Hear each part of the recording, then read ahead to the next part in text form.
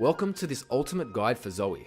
After observing stats and gameplay from the best pro and solo queue players, I have put together this guide. It contains plenty of in-game footage and info on runes, combos, items, tips, and even specific champion matchups. Check out the timestamps in the description for a specific section. I'm Zeus, and if you enjoy these guides, hit that like button. It's a pretty long video with plenty of info, so remember to save it to a playlist or bookmark it so you can come back to it when it's convenient for you. Let's quickly cover Zoe's abilities before we get into the main content. Her passive, More Sparkles, empowers her autos after Zoe uses an ability. It's pretty much the same as a Lich Bane passive. It scales with AP. Her Q, Paddle Star, is a unique, small AoE skill shot that can be cast twice. On first cast, it deals a small amount of AP damage when it hits an enemy. If no enemy is hit, the star will linger for 1 second, allowing Zoe to recast it. It will increase in damage the further it travels. We will go over how to optimize damage from this ability in combos. Her W, Spell Thief, allows Zoe to pick up any summoner spell or actives that have been used by enemy champs. She can also pick them up from random minions with balloons above their head. After activating this ability, she gains movement speed and 3 bubbles that orbit her, which automatically deal AP damage to the closest enemies she targets. Her E, Sleepy Trouble Bubble, is a skill shot that damages and puts enemies to sleep. They are first drowsy for 1.4 seconds, gradually being slowed, then put to sleep for 2.25 seconds, basically unable to move or attack. Attacking a sleeping champion will deal true damage and wake them up. It can travel through walls to increase its distance. If no enemies are hit, it will then form a trap area, applying the same sleep effect if any enemy enters it. Finally, her R allows Zoe to blink to a target location, and after a small delay, she returns. She can't move during this time, but she can trigger actives and abilities. I'll explain further on how to use this in combos. There are 4 major runes taken on Zoe. The 2 most popular are Summon, Aerie, and Electrocute, and I'll also briefly cover Dark Harvest and Arcane Comet.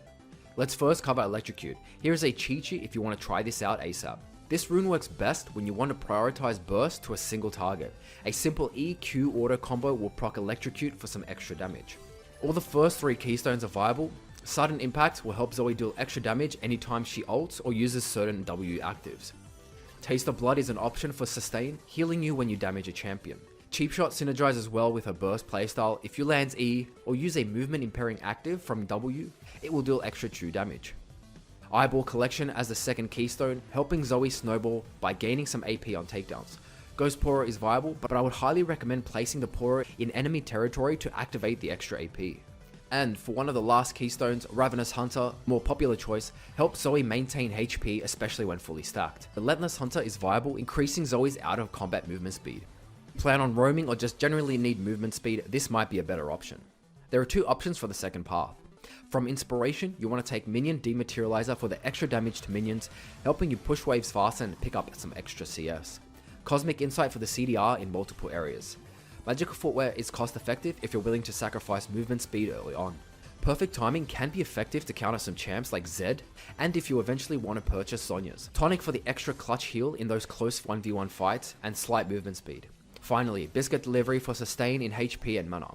If you really don't know what's best, I suggest Minion Dematerializer and Cosmic Insight since they're pretty good for most situations. From Sorcery now. Mana Flow Ban increases Zoe's mana every time she hits a spell. Nullifying Orb might be useful in clutch situations against Magic Burst. Transcendence. Zoe will gain 10% CDR at level 10 and gain AP if she exceeds 40% CDR, so if you plan on building a lot of CDR items, it may be optimal. Absolute Focus grants AP while you're above 70% HP. Scorch is best for those lanes you want to play aggressively, dealing some extra damage when you land abilities. Finally, Gathering Storm, the ultimate scaling rune, best to take if you want to prioritize a late game power spike. Summon Aerie is the next major rune. This rune is optimal if you plan on harassing and consistently going for trades. If you're able to get enough procs of Aerie, it will deal more damage than Electrocute in extended fights. As mentioned previously, Inspiration is an option for the second path. Any of the previously mentioned keystones are fine. Another second path, less popular, is Domination. Taste of Blood plus Ravenous Hunter is a great HP sustain combo.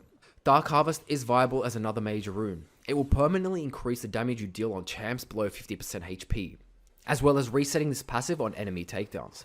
With Zoe's kit, she can easily obtain stacks in certain matchups, scaling well into late game.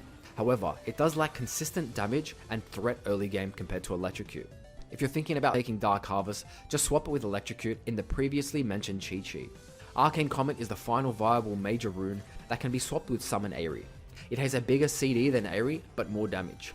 The only reason I can see this being viable over Aerie is if you want to prioritize team fighting, since the AoE and damage from Comet outscales Aerie. Aerie cannot be dodged unlike Comet.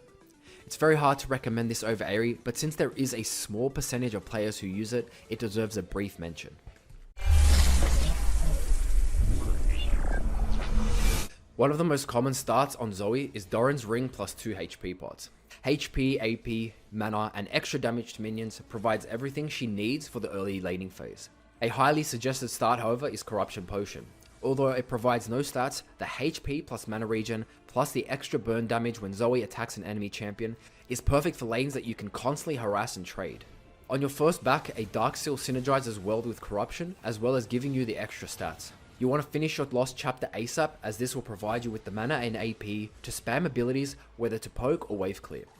You then want to build into your first major buy, which is Luden's Echo. The amount of AP plus the Echo passive will provide you with enough damage to burst most squishies with a full combo. You can rush Seeker's Arm Guard in tougher AD threat matchups like Zed, Talon, Yasuo, etc., as it will give you the armor to resist a lot of their burst threat. Sorcery Shoes are usually the best purchase, providing the important magic pen early on. Mercury Treads are viable against heavy AP and CC threats, especially if there are champs that can one-shot combo you. I would rarely recommend Ninja Tabais, since you'll miss out on damage that the Sorks provide, and the Seekers into Zhonya's can deal with most AD threats. Perhaps if it's a full AD team, then these are viable. After Ludens and your second tier boots, your next major buys are mostly situational. If you already purchased Seekers and there are some major AD threats, a Zhonya's purchase is optimal. It provides armor and AP, so you're still a damage threat, and of course the important active which makes Zoe invulnerable. A Lichbane purchase synergizes well with Zoe's combos, since you'll most likely always get an auto in to make use of the important passive. Her ability to spam spells will proc this a few times in extended fights. Morello should be prioritized if the enemy team has a heavy healing comp, which can include champs like Mundo, Olaf, Soraka, Vlad, etc. This item can literally be a game changer, so pick it when necessary. Of course, if you find yourself extremely fed with plenty of gold, a Rabadon's Death Cap is a great purchase. You'll have so much AP at this point that you'll easily one-shot squishies and seriously chunk most other champs. Another option to snowball is upgrading your Dark Seal into a Magi Soul Stealer. You should assume you can pick up kills and that there's little chance you'll die, as losing stacks will seriously diminish the value of this item. I would also suggest finishing at least a Lost Chapter, as the mana is still a priority. Voidstar for MR stacked teams later on. Banshees is a great defensive item to deal with any hard CC champs that threaten to catch you out. It still provides AP, so you won't sacrifice too much damage. Landry's is viable against HP stacking teams. The burn percentage health passive really helps chunk high HP champs. An honorable mention is Spellbinder. Using the active right before a combo will increase your burst threat, especially if it's fully charged. I guess I could quickly also mention Gunblade as a purchase. It's not really cost effective since Zoe can't make use of all that AD, but it can still work.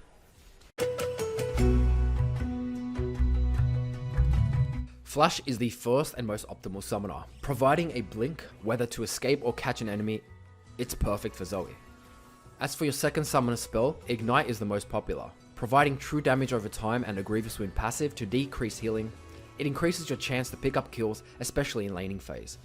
As for defensive summoners, Cleanse will be necessary if you feel CC will threaten your chance to stay alive.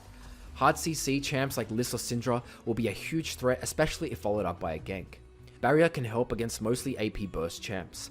It's slightly better than Heal because it resists Grievous Wound passive and it has a slightly shorter cooldown. Heal is great as well, but it is hard countered by Ignite, as your heal will be decreased. The movement speed that you get when activated is a little extra. Exhaust against some AD threats. And TP if you really feel like you might need to early back and you'll want to keep up with CS and experience. I would highly recommend Ignite in most situations, since your W will actually have a chance to drop some of these defensive summoners. Now let's go over combos. A small Q trade combo. Q auto attack, Q auto attack. Since your Q procs your passive twice, you'll get an extra damage. This is great for trading early on. A long range Q without ult.